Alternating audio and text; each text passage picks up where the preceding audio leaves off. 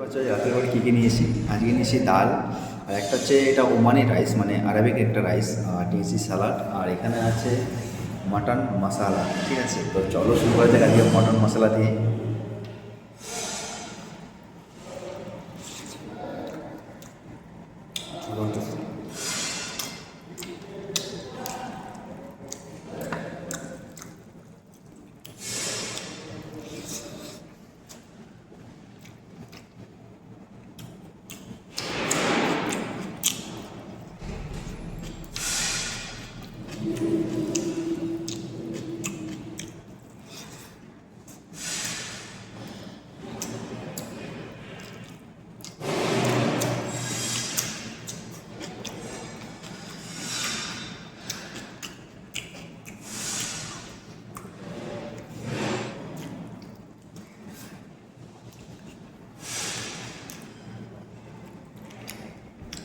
তোমরাও এখন বাড়িতে ট্রাই করো রাইস মটন মশালা, আর অবশ্যই কমেন্ট বক্সে কমেন্ট করে জানাবে তোমাদের কেমন লাগলো।